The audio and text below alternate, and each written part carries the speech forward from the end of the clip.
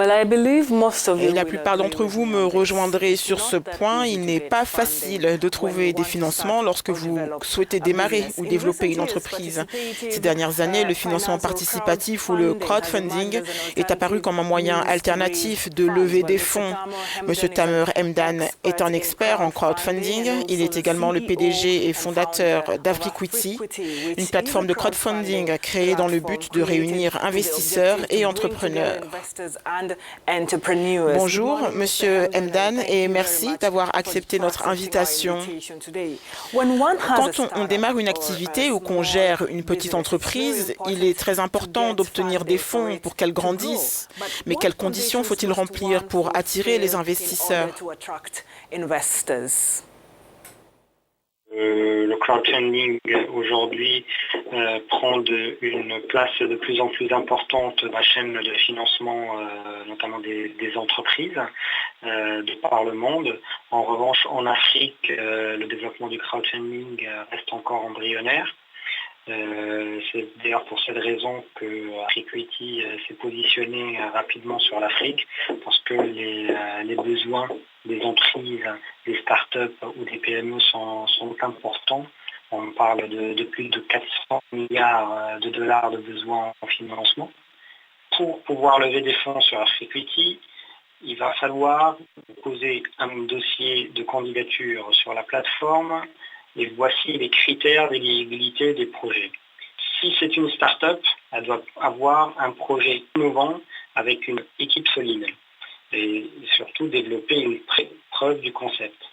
Cette start-up doit rechercher des fonds pour son lancement et un financement minimum de 50 000 euros ou l'équivalent en devise locale.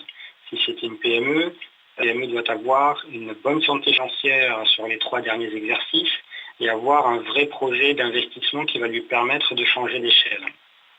Quel que soit le type d'entreprise, start-up ou une PME, il est important d'avoir un vrai business plan bien ficelé et une vraie présentation du produit ou du service qu'on souhaite présenter.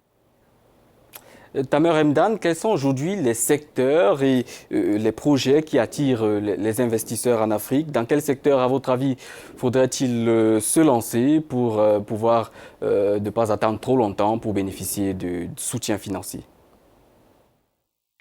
Aujourd'hui, quand on parle de l'Afrique, c'est qu'on parle aussi de plusieurs pays dont les conditions et les contextes sont différents.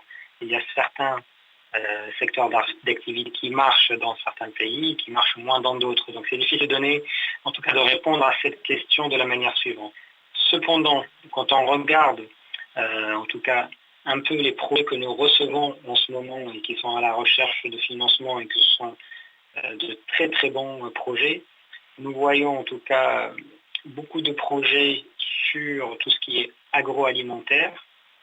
Nous voyons beaucoup de projets, bien entendu, sur tout ce qui est TIC, les technologies de l'information et de la communication.